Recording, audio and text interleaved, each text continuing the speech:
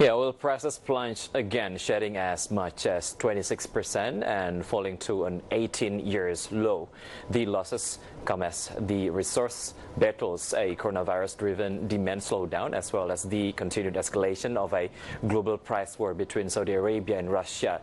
Indeed, this affects Indonesia's economy in many ways. Before we jump into the impact to Indonesia's economy, better we check the Brent oil price chart, as it is a global indicator. Let's see in the first graphic. This is international benchmark crude price oil. As you can see, from February to March 2020, the price keeps on declining from 58.5 US dollar per barrel to only 26.38 US dollar per barrel.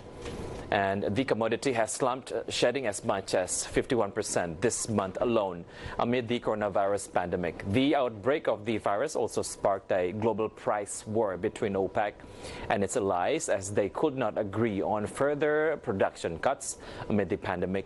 This affects Indonesia's economy as well. Even Institute for Development in Economics and Finances researcher Bima Yudhistira said that the drop in world oil prices has the potential to cause an economic recession in Indonesia.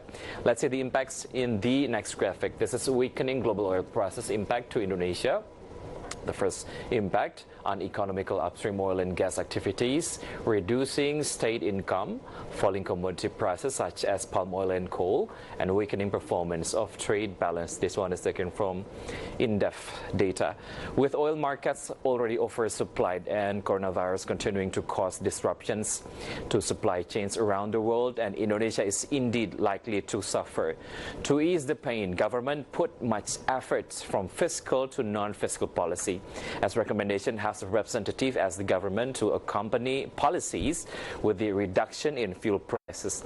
Therefore, on Wednesday, President Joko Widodo asked his cabinet ministers in a video conference to assess whether weaker global oil prices could allow room for cutting fuel prices. But first, let us examine more on how much actually the current fuel oil price. Let's check it through the next graphic.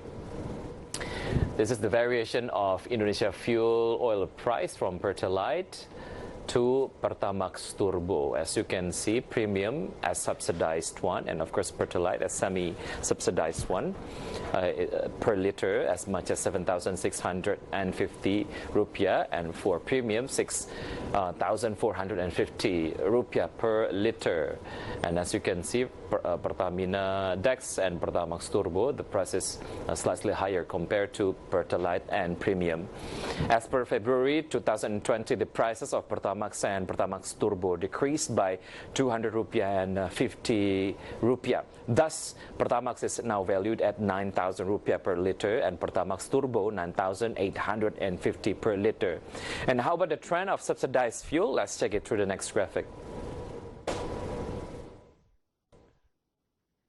The light blue indicates for solar price, and the darker blue indicates for premium one. As you can see, the price right now, from 2016 until now, the price is slightly lower compared to the subsidized fuel price from 2013 to 2015. So actually, subsidized fuel price is already low.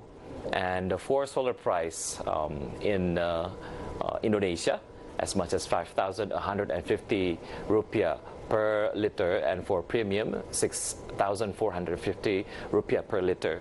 Even though the trend is declining, but the government is demanded to immediately reduce the price of fuel, both in the subsidized and non-subsidized categories. This impulse follows a decline in world oil prices. These adjustments also need to be made in order to help the real sector deal with the economic crisis due to the outbreak of the coronavirus COVID-19. In the other side, government has but much budget on allocating subsidy for fuel oil.